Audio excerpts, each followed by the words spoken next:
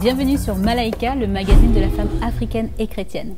Alors j'espère que vous êtes bien installés parce qu'aujourd'hui nous allons parler d'un sujet hautement controversé. Restez avec nous pour découvrir le sujet du jour.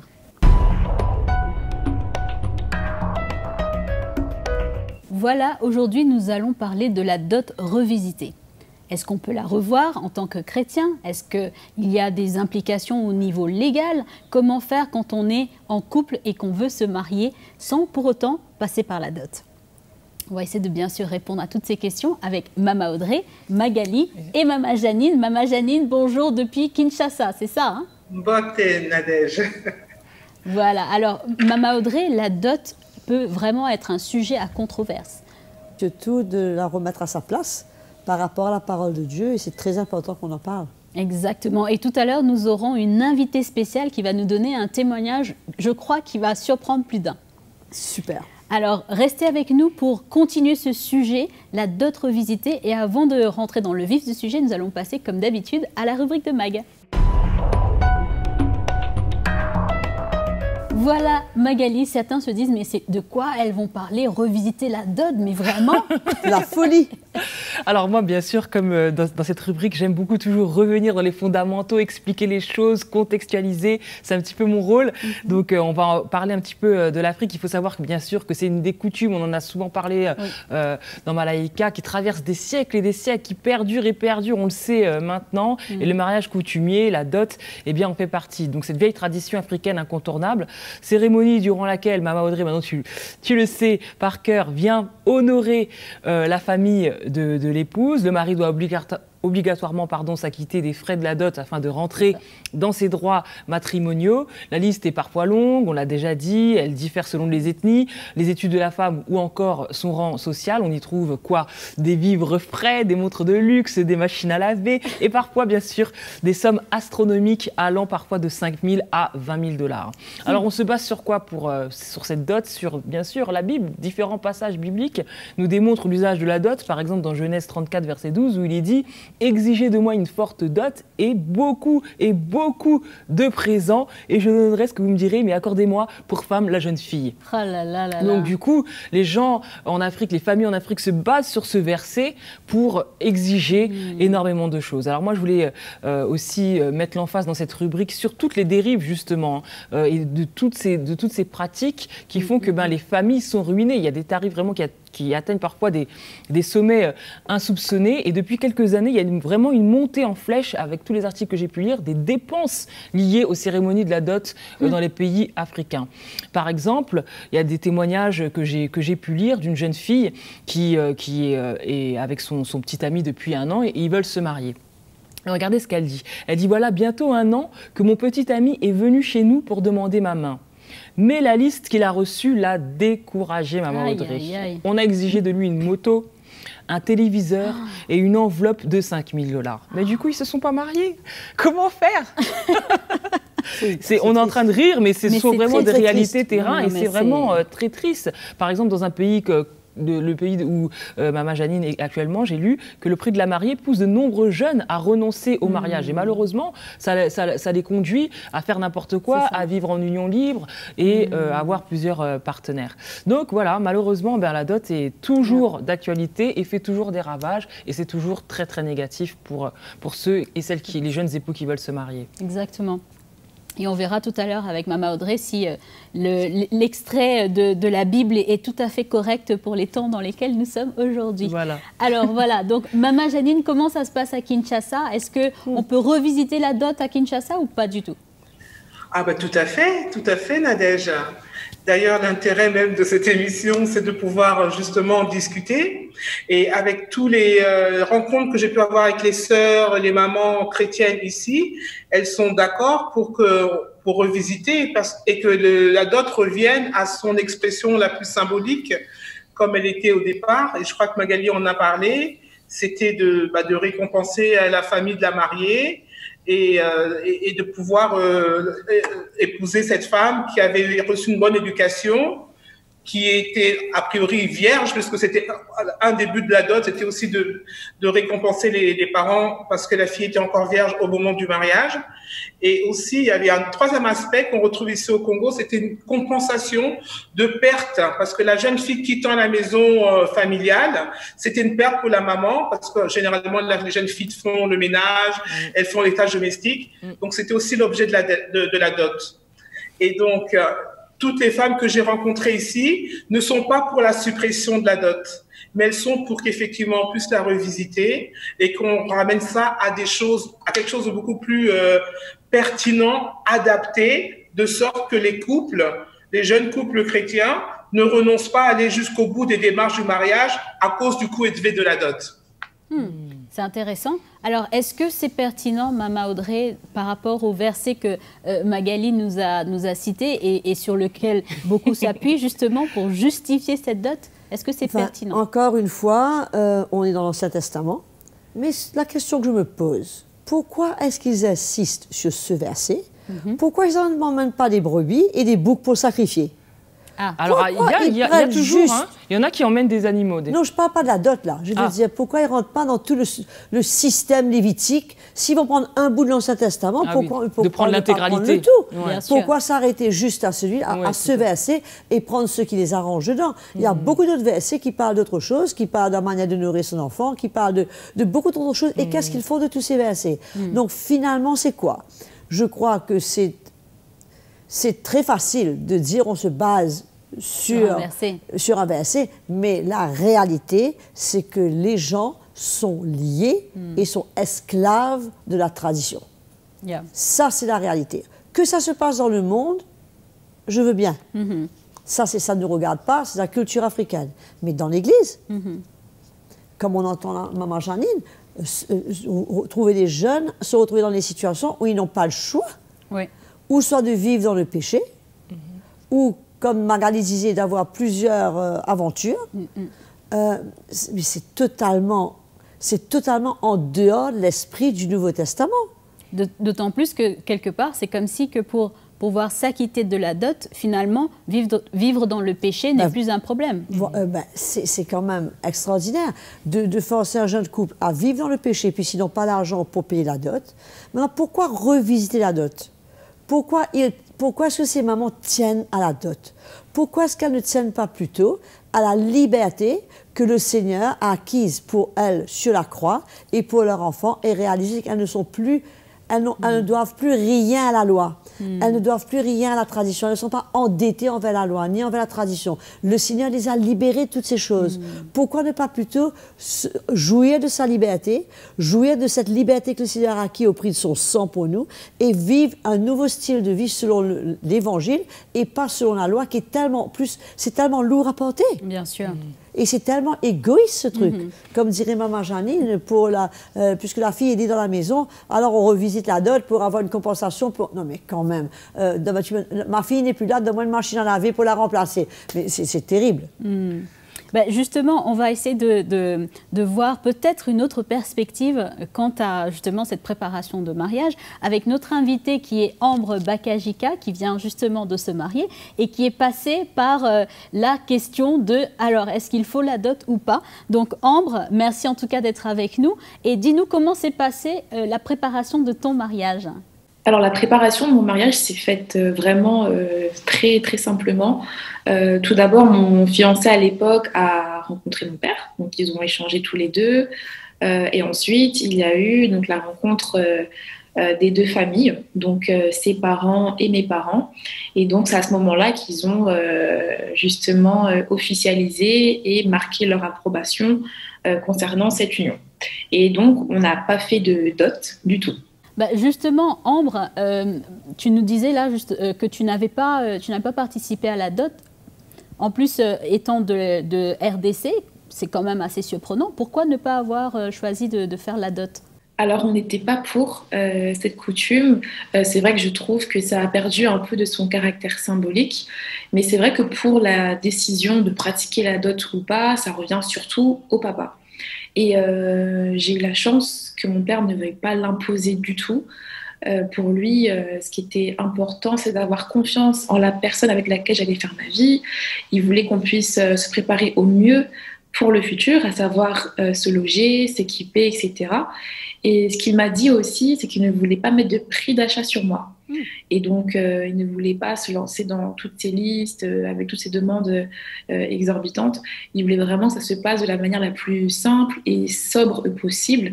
Donc, voilà, ne pas imposer la dot comme on l'a fait actuellement. C'est incroyable, Mama Audrey, parce que c'est vraiment une première d'entendre cela. D'ailleurs, j'ai Grâce MGJ, que je salue, qui est une fan de Malaika, qui nous dit ceci, Mama Audrey: les familles, en facturant la dot, pensent valoriser leur fille, mais ne se soucient pas de la vie de leur fille après toutes ces dépenses. Contrairement au papa de Ambre. Exactement. Voilà. D'ailleurs, il a pu nous dire aussi en préparation de l'émission que pour lui, c'était vraiment pas une histoire de marchandage. Il voulait vraiment plus le bonheur de sa fille qu'autre chose, d'autant plus que sa fille était chrétienne. C'est ce que j'allais dire. Je pense que c'est très important, Ambre ne l'a pas mentionné, mais je pense que c'est très important de souligner que son père, sa mère, elle et son fiancé sont tous chrétiens. C'est ça. Et que, quelque part, je pense qu'ils ont opté à s'aligner avec l'Évangile plutôt qu'avec la tradition et qui n'ont pas voulu rentrer sur ce fardeau, sur cette loi. Exactement. Et je loue vraiment son père au fait que je connais du reste. Et c'est extraordinaire de voir que c'est un exemple et que ça puisse aider d'autres couples et d'autres familles à faire le pas dans une liberté et se dire après tout, pourquoi pas? C'est ça. Ouais. Et justement, parce que parfois, le pas n'est pas franchi par peur de la famille, par peur des réactions, du regard des autres. Alors, j'aimerais demander à Ambre, est-ce que tu as ressenti de ton côté une sorte d'incompréhension, de jugement pour ne pas avoir été dotée? Alors, je dirais pas jugement, je dirais plus questionnement. On m'a demandé pourquoi tu la fais pas quand même, c'est important, etc. Mais quand j'ai expliqué mon point de vue, les gens ont quand même compris, ou du moins ont respecté notre décision. Donc j'ai pas forcément eu d'opposition ou de réelle critique par rapport à ça. C'était plus c'est assez inédit, c'est pas commun une famille congolaise qui ne pratique pas la dot. Mais on n'a pas eu de critique particulière par rapport à ça. Et justement, je trouve ça vraiment remarquable. Et j'aimerais poser encore une autre question. Est-ce que quelque part, tu as eu le sentiment que le fait de ne pas avoir participé à la dot, c'était un manque de respect vis-à-vis de tes parents? Et est-ce que tu t'es sentie dévalorisée vis-à-vis de ce mari qui, finalement, ne connaît pas ta valeur, disons? Alors non, on ne s'est pas senti moins honoré pour autant, que ce soit ma famille ou moi-même. Mon père m'a même dit que pour lui, le plus grand honneur, ça a été de voir sa fille heureuse, amoureuse, et ma mère aussi complètement en paix par rapport à cette union. Donc, ce sont vraiment des choses que la dot ne peut pas acheter. Moi-même, j'étais hyper rassurée de savoir que je rentrais dans le plan de Dieu. Donc, vraiment, pour toutes ces raisons-là, on ne s'est vraiment pas senti moins honoré ou pas respecté par la belle famille, bien au contraire. C'est comme quoi c'est possible. Oui, mais je me pose la question, comment ça se passe maintenant vis-à-vis de la loi?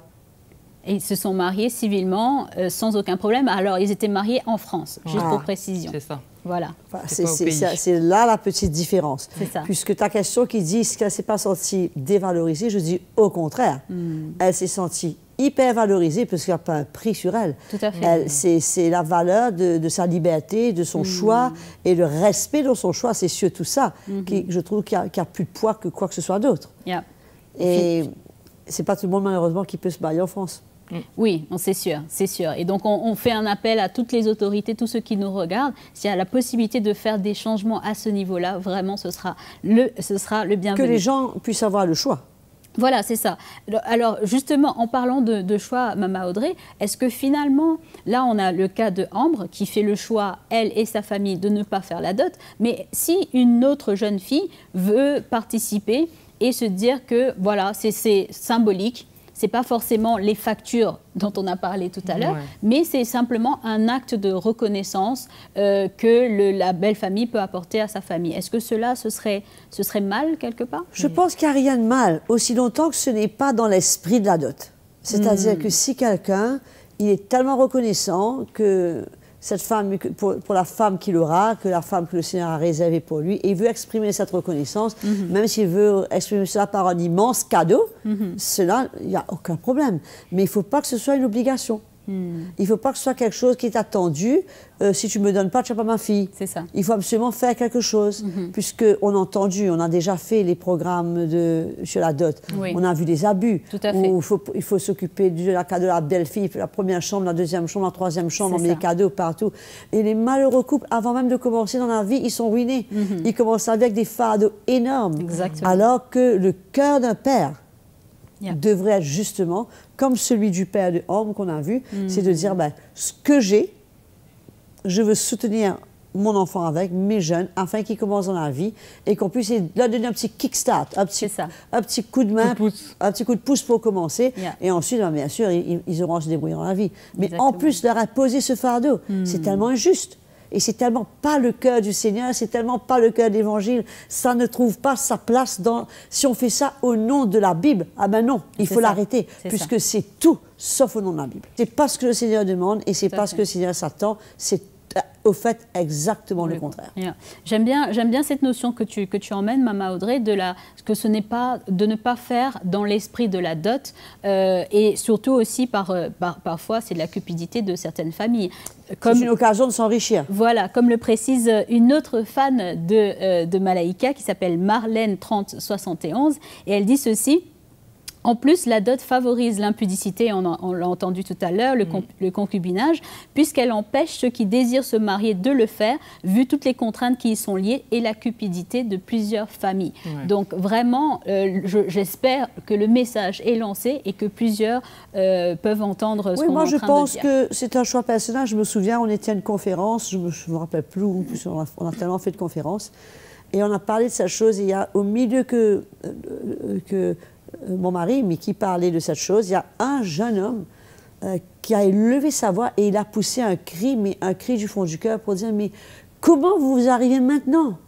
Ça fait 1 mois que je me suis mariée et j'ai eu à payer, à m'endetter pour payer cette dot. Et je serai endettée pour le reste de ma vie à cause de cette dot. Et je me demande si quelque part, à un moment donné, cette histoire ne tourne pas dans un sentiment de rancune et d'amertume envers cette femme qui m'a coûté cette fortune. C'est ça. Ou que j'ai eu à m'endetter pour le reste de ma vie. Et il disait, mais si j'avais su, en voulant dire, ben, je n'aurais pas fait. C'est ça. Donc moi, je pense que les couples aussi doivent se tenir pour ça. Mais malheureusement, on se heurte. La pression familiale est souvent très moi, je ne pense forte pas que ça, c'est un problème. La pression contexte. familiale, on peut faire face, comme on fait face à la persécution, quand on se tient pour la justice, on se tient pour la liberté, on défend nos convictions, on défend la parole de Dieu. Il n'y a pas de problème, les persécutions, c'est normal. Mais c'est surtout l'obstacle, comment traverser l'obstacle du pays qui refuse de nous marier. Là, c'est un obstacle assez sérieux que je ne sais pas trop comment. Par exemple, en Afrique du Sud, un pasteur, il est reconnu comme un officier de l'État. Exactement. Et il a le droit de marier un couple sans passer par l'état civil. Et sa signature est reconnue comme un document. Comme faisant foi. Mais dans les pays d'Afrique, ce n'est pas le cas. Donc la grande question se pose, si demain ce couple décide de ne pas s'aligner avec la dot, d'aller de l'avant, de se marier, mais la prochaine étape, c'est quoi? D'autant plus que si on voit le problème aussi au niveau de certaines églises, certaines assemblées, certains pasteurs refusent de marier des jeunes couples tant qu'ils n'ont pas présenté la dot. Bon. Donc, à la limite, on peut s'en passer. On peut s'en passer. Si le pasteur ne veut pas me marier, je n'ai pas de problème. C'est pas le mariage par rapport à l'aspect légal. N'est pas le saut sur le mariage. C'est un plus.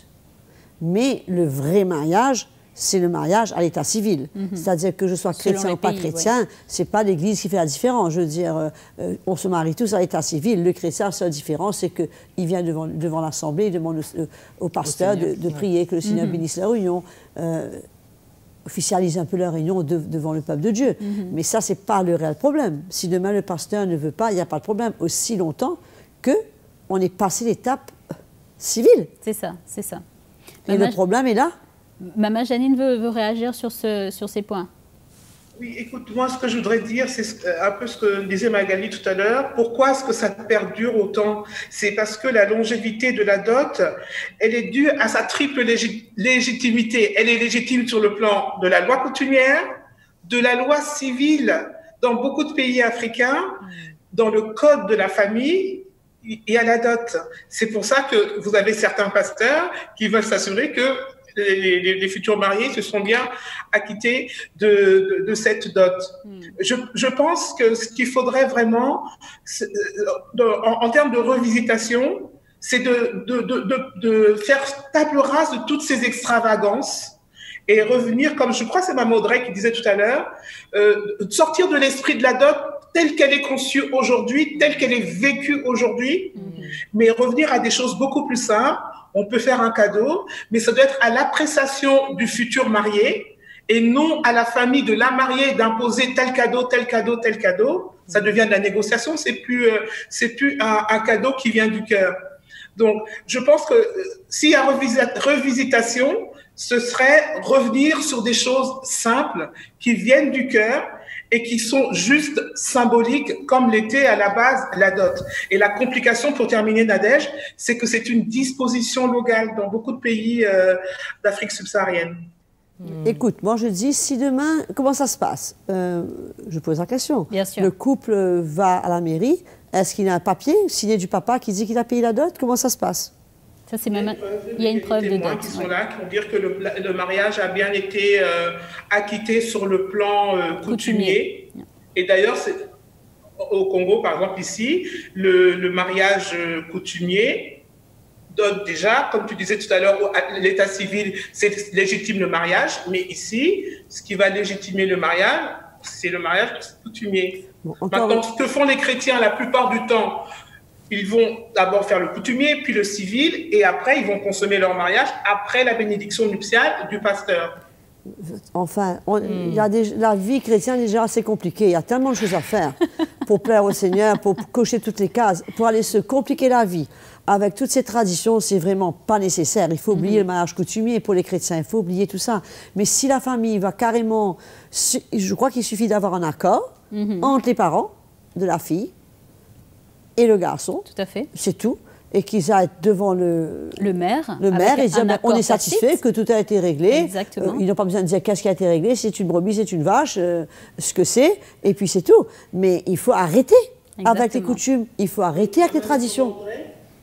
Je vais juste, sans vouloir vous interrompre, vous dire que comme c'est un vrai problème ici au Congo, et de plus en plus de pasteurs dénoncent cette pratique de la dot, cette dérive. Et il y a de plus en plus de colloques, de réunions pour voir comment l'Église peut peser pour que cette dot ne soit plus un coup de gorge pour les futurs mariés. Il faut justement que les pasteurs encouragent les parents des chrétiens de leur Église, de ne plus insister pour cette dot, de réaliser que c'est le passé, que c'est dans l'Ancien Testament, que le Seigneur ne nous demande pas cette chose, de tout simplifier, de chercher le bonheur de leur fille. Et si les pasteurs commencent déjà à enseigner sur la maman Janine, on va enlever beaucoup de montagnes sur le chemin et les jeunes couples seront plus libres, dans ce cas, de se marier d'une manière simple, devant le Seigneur, sans avoir à opter pour vivre dans le péché, sans avoir à opter pour vivre dans l'union libre et faire des enfants en dehors du cadre du mariage. Tout à fait, tout à fait. Et j'aimerais justement demander à Ambre, donc toi qui t'es mariée, on va dire simplement, quel conseil est-ce que tu aurais à donner à ceux qui nous regardent et qui pensent que c'est vraiment impossible, c'est impensable? Alors, ce que je souhaite à toutes les femmes qui vont se marier, c'est de pouvoir vraiment avancer sereinement dans leur mariage, préparer au mieux leur futur, sans pour autant être bloquées par cette pratique telle qu'on la présente, du moins actuellement, et que si jamais elle doit se faire, que ça se fasse vraiment de la façon la plus symbolique et spontanée possible. Par exemple, un cadeau de remerciement, quelque chose comme ça, mais voilà, qu'elle puisse être en paix dans l'avancement de leur union. En tout cas, on ne peut pas ne pas dire que Ambre est très belle et que son mari a fait un joli choix. Et je comprends que son père soit très fier d'elle et qu'il en parle. Voilà. Et justement, ce qu'elle dit est juste. C'est ça, c'est que finalement, comme on disait au début, il vaut mieux aider à la préparation de l'installation du jeune couple que de regarder à des factures à payer, des dettes à avoir avant même que le couple s'installe. Exactement. Il faudrait chercher tout pour faciliter. Du moment que, bon, on sait bien que c'est des jeunes qui décident, c'est même pas éventuellement leurs parents. Hein. Bon, c'est merveilleux que Ambre ait cherché l'approbation de ses parents, c'est respectable, c'est honorable, et de savoir que ça devient une équipe qui est d'accord, qui travaille dans un même sens. Pour l'accomplissement de ce vœu, mais à partir de là, on met tout ce qu'on peut dedans, on s'assied, on réfléchit, qu'est-ce qu'on va faire? Est-ce qu'on va faire un grand mariage, un petit mariage, les besoins des jeunes, qu'est-ce qu'ils désirent vraiment? Moi, je connais un couple, par exemple, ils n'avaient pas beaucoup de moyens, ils étaient assez limités financièrement, et quand les parents ont voulu leur proposer un mariage, ils ont dit, eux, ce qu'ils auraient décidé, vraiment, ça aurait été un petit voyage pour la lune de miel. Et au lieu de faire des grandes noces, les parents ont préféré mettre de côté des sous pour leur payer un petit voyage et aller passer 5 ou 6 jours à Rodrigue ou dans un pays à côté, à faire un voyage et se retrouver seuls et vraiment passer un moment de qualité ensemble. Moi, je trouve ça génial. Je n'ai aucun problème avec cela. Mais donc, que ce soit dans ce qui est dans leur cœur, il faut être simple. Il faut être simple, il faut réaliser que le mariage, c'est beaucoup plus que tous ces trucs qui sont autour. C'est une union simple entre deux jeunes qui veulent marcher ensemble, cheminer ensemble, vivre ensemble et surtout servir le Seigneur ensemble. Et c'est difficile de servir le Seigneur quand on commence la vie avec des dettes. Tout à fait. Maman Audrey, malheureusement, le temps nous est compté. Un dernier message peut-être aux autorités qui nous regardent et qui ont entendu notre appel concernant la simplification des démarches pour les jeunes couples. Écoutez, je pense que c'est quand même difficile pour les autorités, ça demande des démarches énormes, il faudrait des pétitions, il faudrait que les chrétiens fassent des pétitions pour demander que ces choses changent. Mais en attendant, je pense que le changement peut se faire. Déjà, si ça commence au niveau des églises, déjà, si ça commence au niveau des chrétiens, que eux, ils désirent, ils expriment leur désir, ils prennent position pour ce qu'ils croient. Je crois que c'est ça la chose qui fera bouger le plus de choses que quoi que ce soit d'autre. Exactement. Et c'est ça le sens de l'encouragement Malaika, c'est de retourner à la simplicité de l'Évangile. De ne pas se compliquer la vie avec toutes sortes de lois, toutes sortes de principes qui ne font que compliquer notre vie, mais de retourner à la simplicité de l'Évangile, de chercher à ce qui plaît au Seigneur et de se tenir à ça. Amen, amen. Merci en tout cas, merci beaucoup Maman Audrey pour cet encouragement et on veut remercier chaleureusement Ambre pour ce témoignage vraiment qui glorifie le Seigneur et bien sûr merci à Maman Janine et Magali. Merci Nadège. Et merci à tous ceux et celles qui sont fidèles à nos programmes. Je vous invite à rester connectés sur nos pages Facebook, YouTube et Instagram pour découvrir les autres sujets qui seront bien sûr bientôt révélés. À bientôt.